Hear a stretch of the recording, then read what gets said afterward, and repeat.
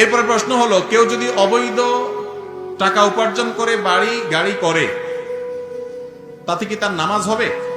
বা হারাম উপার্জনকারীর কোনো দোয়া কবুল হয় না এবং জাহান্নামে সে যাবে। তবে হারাম উপার্জন করলে নামাজ হবে না, বিশুদ্ধ হবে না এমন কথা নেই। নামাজ এমনিতে বিশুদ্ধ হবে। এই নামাজ আল্লাহ কবুল করবেন কিনা, যে এই নামাজ হারাম খেয়ে দেহ গঠন করে কবুল করা হয়েছে, সেটা ভিন্ন প্রশ্ন সাপেক্ষ বিষয়। এমনি বেসিক্যালি নামাজ ফরজ আদায় হয়ে গেছে, ওয়াক্তের দায়িত্ব আদায় করে ফেলেছে, এটুকু বলা যাবে। কিন্তু এর মানে এই না সে মুক্তি পেয়ে যাচ্ছে, হারাম খাওয়ার কারণে জান্নাতে যাওয়া তার কঠিন হয়ে যাবে। এরপর প্রশ্ন হলো, আমি একজন জেনারেল লাইনে পড়ুয়া শিক্ষার্থী, ইসলাম ও হাদিস সম্পর্কে পরিপূর্ণ জ্ঞানের জন্য কি কি করতে হবে? 1 নম্বর বুদ্ধি হলো, ভালো বিচক্ষণ বিদগ্ধ আলেমের সহচর্যে থাকবেন, যিনি কোরআন হাদিস অনুযায়ী আপনাকে গাইডলাইন করতে পারবেন। আর আপনার মধ্যে এতটুকু বেসিক ধারণা থাকতে হবে যে আলেমের মধ্যে কে কোরআন হাদিসের লোকে কথা বলে, কে মন গড়া কথা বলে, কে সঠিক বলে, কে বেঠিক বলে, কে ভালো আলেম, কে খারাপ আলেম, এতটুকু প্রয়োগ করার কমন সেন্স আপনার থাকতে হবে।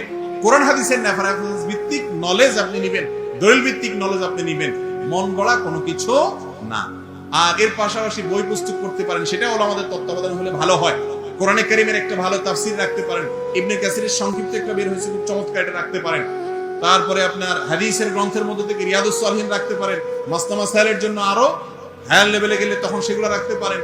এবং সিরাতের মধ্যে রাহিকুল মাখতুম বইটা রাখতে পারেন, ডক্টর খন্দকার আব্দুল্লাহ জাহাঙ্গীর রহমাতুল্লাহর বইগুলো রাখতে পারেন। এই বইগুলো অনেক বেশি উপকারী, বিশেষ করে রাহে বেলায়েত এবং ইহইয়া সুনান, এই দুইটা বই পড়লে ইসলাম সম্পর্কে বেসিক একটা ধারণা আপনার হয়ে যাবে ইনশাআল্লাহ। এরপরে প্রশ্ন হলো, কোন কারণে স্বামী স্ত্রী জামাতে নামাজ পড়লে স্ত্রীকে একামত দিতে হবে? না ভাই, স্ত্রী একামত দিবে না। স্বামী স্ত্রী যদি জামাত করে, একামত দিবে স্বামী, ইমামতি করবেও স্বামী। যে একামত দেয় সেই ইমামতি করতে পারে, এটা কোনো গুনার জিনিস না। বিশেষ করে যখন পেছনে মুসল্লি মহিলা থাকবে, মুক্তাদি মহিলা থাকবে, তখন একামত কে দিবে? ওই পুরুষ স্বামী দিবে, স্ত্রী না। বিয়ের আগে কোনো মেয়ের সাথে অবৈধ সম্পর্ক থাকলে তারপর ওই মেয়েকে বিয়ে করলে তাদের বিয়ের পরে কি সম্পর্ক বৈধ হবে? হ্যাঁ ভাই, বিয়ের আগে যদি অবৈধ সম্পর্ক থাকে, বিয়ে করে নিলে তাদের বিয়ে পরবর্তী সম্পর্কটা বৈধ হয়ে গেল। তবে আগে যে সম্পর্কগুলো ছিল সেটা কি হবে না, বৈধ হবে। সেগুলোর জন্য আল্লাহর কাছে চোখের পানি ফেলে লজ্জিত হয়ে, অনুতপ্ত হয়ে, নিজেকে শাসন করে, ভৎসনা করে মাপ চাইতে হবে। ভবিষ্যতে কখনো হারাম রিলেশনে যাবে না, সে মর্মে তওবা করতে হবে। আমাদের অনেক ভাইরা মনে করে প্রেম করে যার সাথে হারাম প্রেম করছে, এটার নাম তো আসলে প্রেম না, এটার নাম বাউতাবাজি। প্রেম তো হলো স্বামী আর স্ত্রীর মধ্যে হয়। এখানে কিসের প্রেম? এখানে ধান্দা, পুরোটাই হলো টাউটগিরি, স্বার্থ হাসিল করা। ছেলে মেয়ের পিছে গুরগুর করে তার ধান্দায়, ধান্দা হাসিল করলে এবার দলের উপরে থাকে, এবার যায় মামলা দেয়, হ্যাঁ বিয়ের প্রলোভনে দর্শন হয়েছে, এগুলো সবই বাউতাবাজি। স্বার্থ ছাড়া এখানে কিছু নাই। প্রেম মহব্বত গদগদ করে অনেক কিছু দেখবেন, মূল জিনিসটা হলো স্বার্থ, এছাড়া আর কিছু না। এগুলো সব প্রলেপ, শয়তান আমাদেরকে বিপদগামী করার জন্য এই সমস্ত ভালোবাসা উতরায় এবং দেখায় আমাদেরকে।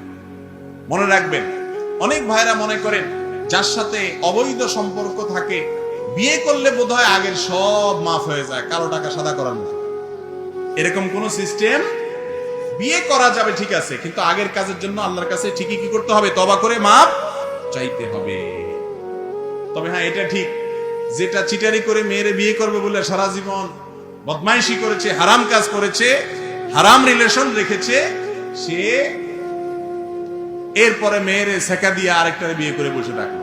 ওই বাটপারের চাইতে এই দ্বিতীয় যেটা কথা রাখছে, সে অন্তত ওই কথার গুণাটা, অর্থাৎ কথা ব্যতিক্রম করার গুণাটা সে করলো না, এতটুকু বলা যায়। কিন্তু সেও হারামের সাথে সম্পর্ক করছে, এই জন্য দুজনকে তওবা।